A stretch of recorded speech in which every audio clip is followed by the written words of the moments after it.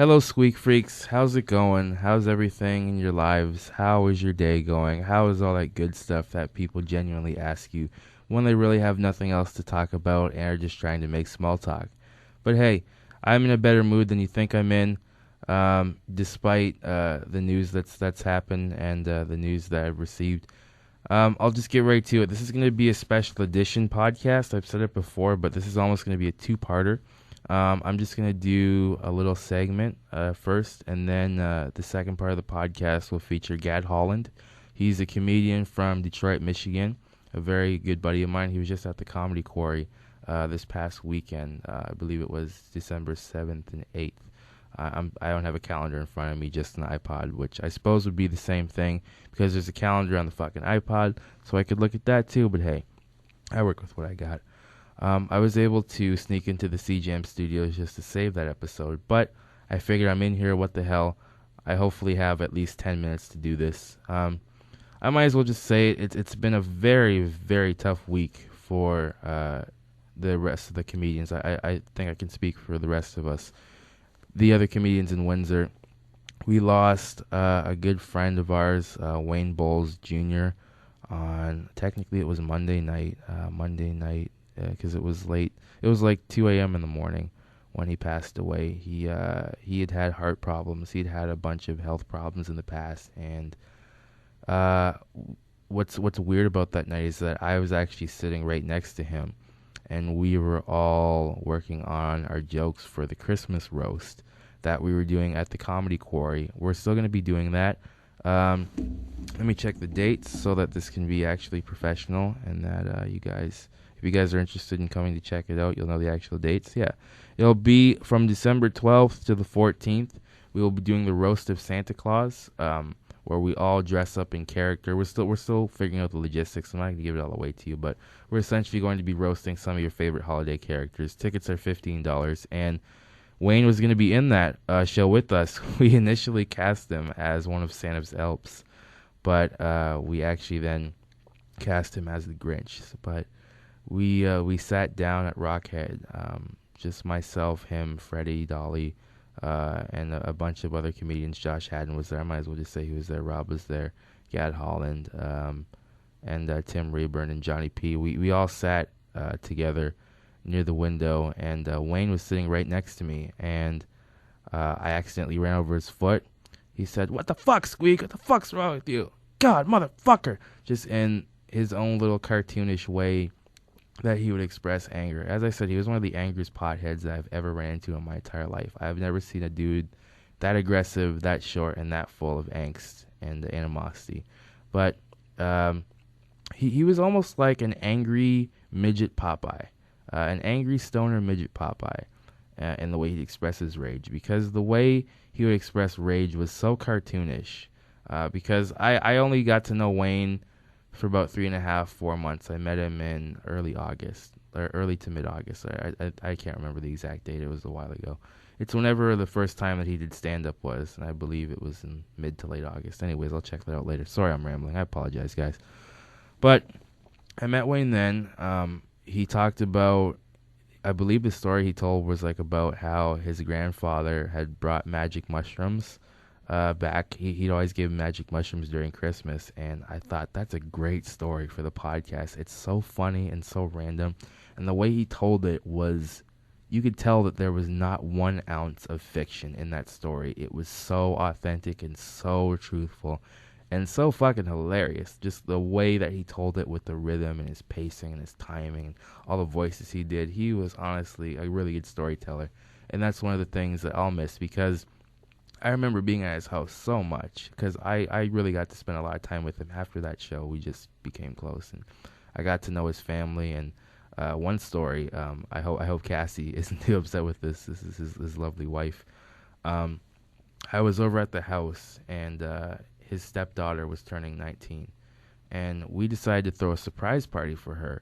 So what we did was, typical surprise party protocol. You go and you hide in one section. You say, "Oh, we're gonna go hide over here. We're gonna go hide over there. Let's do that." And I'm not the best at bending down and going on the floor, because if I sit on the floor and if I'm down there, I'm not getting back up. I'd need some help to get back up, or I'd have to like climb up like a rope like Tarzan, like if there's a proverbial rope or any type of furniture I use. So I just tried to hide behind something, and I turned to his wife and I said, "Well, where should I hide?" And she said, "Oh, you can just hide in plain sight." And I paused for a second. I'm like, "Wait a second. It's dark. It's dark in this house. I'm a black dude. What are you implying?" And Wayne never let her live that down. It's like, "Oh, fuck you, racist. What's going on?" You know what I mean? So he just keep at her with that, and he always told these crazy stories. I forget what the bridge's name was called, but because if I had the internet right here, I'd be able to look this up and be able to make it factual for you guys, and not half-ass this, even though I'm not. It's just it sucks that I don't have internet in the studio at CJAM right now. But there's a bridge that he drove over that went from I think it was Prince Edward Island, because his family was from Prince Edward Island, and he had so many different stories. The mushroom story was from there. He just talked about, some of his relatives and all the antics that they would have, and just the way that he would go about interacting with his family. I mean, if you didn't know them, you're like, these people, what is going on? Like they're yelling and screaming at each other. They're calling each other like he was so nuts. But at the same time, I've never been in a household that has had that much love, that much understanding, and that much kindness to one another. Because sure, he'd kick his dogs and be like, "Hey, bitch, get the fuck out of the way! Stop trying to trip my fucking friend! God damn it!" Or like he'd have these Red Wings, like these videos where he'd like bitch about the Red Wings. So he showed me all of his videos, and if you want to check them out, just go on YouTube and search Canadian Wayne. That's Canadian and Wayne, WAYNE, all lowercase, all one word. He'd just go on these tirades, man. He's like, "The fucking Red Wings, fucking Chris Draper, I hope they all fucking get hit by a bus." Like, he'd just have this rage. And I'm like, how can you be this stoned all day, every day, on top of the hour, and be this angry? I even talked about it at my roast. I'm like, you're literally the angriest pothead I've ever met. You're fucking up the cause, man. Like, whenever they say that potheads are mellow and and mellow and cool and chill people, they're not talking about you, dude. But like he was like honestly a living cartoon. I could not get over some of the stuff that he said. And I hear like I went over to the house one time because I ate dinner at his house a bunch of times, and he asked me. He said Squeak, what do you eat? Do you eat pork? And I said, well, what kind of pork? He's like, you like pork chops? He's like, we're making pork chops. And I was like, oh, I haven't had them in a while. My mother didn't really give me pork chops. And he turned to his wife and said, "See, I fucking knew it. I fucking knew it." And I'm like, what do you mean? He's like black people don't eat pork. I was like, what do you mean black people don't eat pork? He's like, I love bacon. He's like, I know, you eat all the fucking pork that's bad for you. And his wife gave him a look, everybody gave him a look, but I couldn't help but sit there and laugh my ass off, because I'm like, he is exactly right. All the shit we eat is bad for us. And, I still went over. I didn't make it that day because I wasn't able to make it over, but I had a lot of dinners at his house. We spent a lot of time together. And I still can't believe that he's gone. I still can't believe, the news I heard, because when I first heard the news, I thought it was a practical joke or somebody had done something, but it was true, and I'm still adjusting to that fact, and it's still something that I'm processing, and that I'm always going to process, because there are certain times in your life when I find that you can either decide to react or not react. You can either decide to move forward or stay put. And it's very, very easy for anybody to just say, well, fuck this. What's the point of even going on with life? What's the point of even living? Why even bother anymore? And it's very, very easy to do that. We all know a lot of people who you can tell just gave up and just wanted to cease with whatever they're doing, whether they're still grieving or they still can't let go of something in the past, and they're just having problems adjusting to the future. But when I heard about what happened to Wayne, I was I was in shock. I didn't say anything. My worker was with me, and a friend was with me, and I didn't say anything for like 5 minutes. I called up a friend of mine, and then another friend called me, another comic. It was Johnny P. Whatever. Hey, what's up, Johnny P? Shout out to you, motherfucker. And John Jude called me, and I told them what I had heard because I still couldn't believe what I had heard. It was because it's fucked up because you know how the people say the expression, "Oh, well, I just saw him yesterday or last night." I literally just saw him. I saw him less than 24 hours, and the fact that I was sitting right next to him was crazy. But you know, he. It sounds cliche, and he's told me this before. He says, "Man, you inspire me," but you know what? He inspired me as well because what he told us, and even what Josh said, is that he told us that even though he only got to do comedy, got to do stand up for a very, very short time in his life, he said, you guys let me live out my dream. I was able to do my dream, even if it wasn't on the level that we all strive for it to be, where we're, headlining and doing an hour and touring on the road and doing Carnegie Hall, doing improvs all over the place, having guest spots on the Tonight Show or Conan or any major TV show, or just even getting the recognition from your peers that you've evolved into a good performer. Even though Wayne never got to do that, I feel as if it was good enough for him to just make people laugh, just to make his family laugh, just to make sure that his friends had a good time, and to stick up for the little guy, because that's the biggest thing that I think I admired about him. Wayne was not very tall. He was barely taller than me. He was like my height, and I am a hobbit. I am a short, disabled hobbit, and he is an angry stoner hobbit. And just, but he would always tell me these stories about how he'd get bullied in school and how he'd see other people get bullied, and he just couldn't stand it. He even, I hope, he even got mad at like when one of his weed dealers was treating his wife like shit. He's like, "Hey, fucking stop that!" You know what I mean? It's like he's like, "I was ready to rip the fucking guy's head off, Squeak." He just went all out, but his heart was always in a good place. No pun intended. He had a good one, and he was very, very. What's the word? I could describe him in a number of ways, and I'm really not just pulling this out of my ass. There's a certain level of compassion that he had that I think a lot of us have, but expressed differently. Even though he often got really pissed off, had road rage, flipped out, made bad financial decisions with his business, he still always did the right thing. He was always on the side of the little guy, and he always tried to help people out. Even when he was mad at you, he always tried to, if he knew that you were a good person, if he knew that it would benefit him and it would benefit you, he would do everything he could to help you. There'd be times where he'd ask me, he said, because if I needed help with something, if I needed help up the stairs, or my food cut, or little examples like that, he'd say, "I hope I'm not helping too much." I'm like, "No, man." I said, "Don't worry about it, man." I said, "If you're helping too much, I will let you know. It's not a big deal." But he would always go the extra mile because he was that type of person and that type of friend. And I think it was about Tuesday, because guys, I don't do well with processing emotions. Even when my grandfather died, and even when a lot of people in my life left, it takes me a while to process it. And it takes me a while to really adapt to the fact that I have to make an adjustment now without them, or I have to push forward without them. So for a couple of days, you know when you just feel numb and you just feel like, fuck, okay, I guess this is reality now. And other people try to escape it. Other people try and do other things. I did too, whatever I could do to help me escape it. But I did an open mic. I think it was Thursday. It was after the funeral, which, by the way, that was a lovely service, and it was a great, nice little party at the Comedy Quarry. When I was driving home, I don't know, I think one of his favorite songs came on. It was like 1,000 Words or something, and it was by these two country musicians. I forget their name. Once again, fucking internet is not here.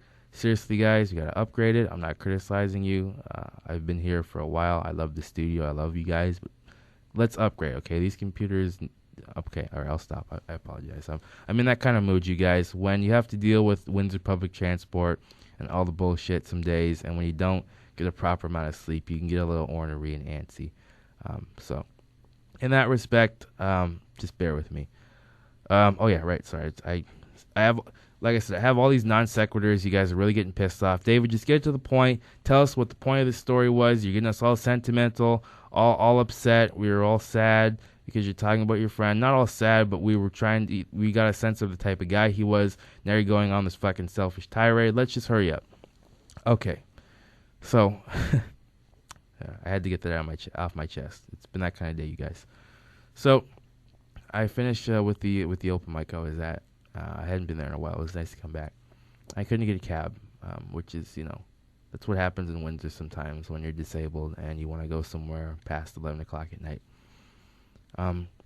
So I drove home from downtown to my house, and it was a long ride, so I had my iPod on, and one of his favorite songs came on. Or just, if there's anything that reminds me of somebody or person, I'll have an emotional connection with them, because I'll be able to, even if it's not a direct correlation with them as a person, if it's an element of their personality, like if somebody was allergic to gluten, and I'll see something that says gluten free, I'll think, oh man, they used to hate gluten, and now I fucking hate gluten.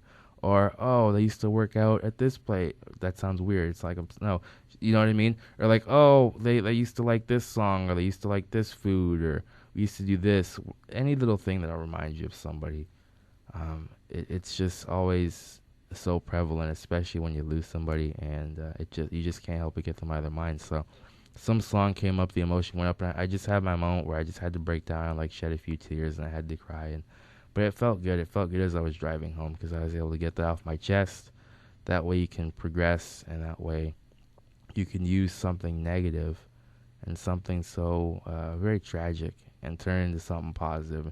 At the end of the day, that's what anything is. That's what sport is. That's what comedy is. That's what theater is. That's what almost anything in your life is. It's about taking something negative and making it a positive, striving forward. You hear the expression, do one thing a day that scares you. And for some of you, that's climbing Mount Everest or hang gliding or whatever you crazy fuckers are into. I don't know what you guys do with your free time and why you even do it, because I don't understand the appeal of skydiving. If you want to jump off a plane, just jump off a plane. Why take a parachute? Maybe that's just me being, Anyways. So make the most of every day, all that good stuff. But like I said, turn negative into a positive, and make sure that you tell people who you care about that you actually do care about them. It's because it's very important to do that. It's hard because sometimes you hold grudges and you can be in shitty moods like I am today, when you didn't get the proper amount of sleep and you're just pissed off because little things are triggering your emotions and whatnot. But hey, like I said, at the end of the day, it's just little things. Don't let them affect you too much. And be honest with people. Honesty, like everybody says, I want honesty in a relationship or with this and with that. Being honest is sometimes very, very liberating. And I've discovered that. Because Wayne was a very honest person.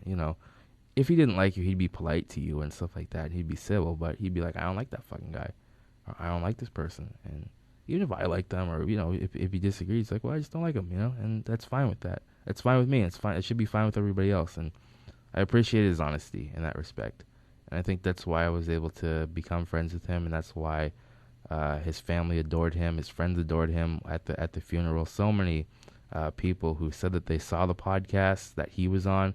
I really, really have to say I appreciate that as well, because he would have liked it. He had a great time when we got a chance to record this. We recorded this in this very room, so it's weird not having him in here right now.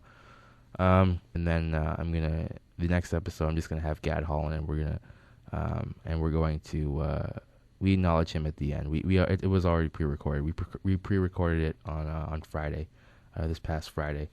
But anyways, go to my page, David Squeaky Wheels Robinson. There's a fan page, but there's also my personal page. Add me as a friend if you don't have me on there. I'm even gonna post it on my fan page, because these next few shows that we're doing, we're going to be donating a large portion of the proceeds that we make to Wayne's family, because it's important to do that, especially if you're friends with the person and you want to give back, and you need to help families, and it's just the right thing to do, and especially when they're as cool as they are, because he has a great family. They're super nice and super funny as well. You can tell he had a profound influence on them in terms of his sense of humor translating over to theirs. So go to my page. There's a donation section where you can click. It says in memory of Wayne Bowles Jr. You can click on that. You can donate online, or come to the show this weekend at the Comedy Quarry. It's on December the 12th 13th and 14th. So that's Thursday, Friday, Saturday. We're doing the roast that Wayne would have been in, but we're partially dedicating it to him, and we're gonna give a good portion of the proceeds, if not almost all of them, back to Wayne's family. So you'll be helping that cause. You'll be helping a lot of good causes, and also I'm planning on at some point doing a DVD again. I already have my DVD out. Shameless cross promotion. I apologize. I already have a DVD out called Roll With It. It's called Roll With It. It's $10. It's on my YouTube page, youtube.com/Dave Squeaky Wheels. It's just Dave, SQUEAKY WHEELS, not a Z.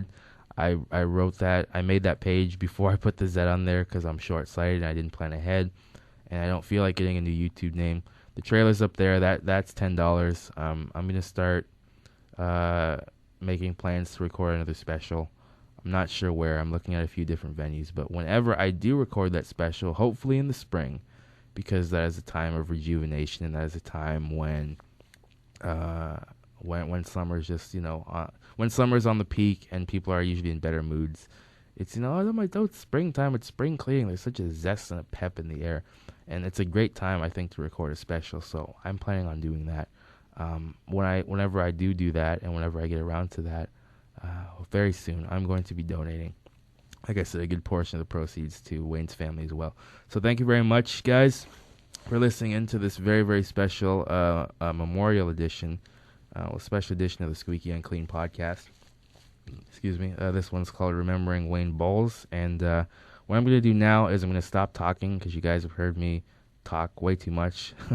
You're probably sick of me right now. And then I'll also have the other episode with Gad Holland. That's going to play after this. So that'll be episode 16. This will be episode 15. But we'll see how we break it up. Tune in, like the page, Squeaky Unclean Podcast on Facebook. Twitter, it's the same thing, even though I'm going to get a new Twitter. Like it, share it, pass it around to your friends. We're going to be doing some upgrades in the next few months in terms of getting the video as well as the audio. Anyways, thanks for listening. I really appreciate it. Have a good time, and, make it count. Make it count. I would say carpe diem. That's what's popping up in my head, even though it sounds really cliche. But honestly, seize the day. Have a good day. Make sure that you make it count.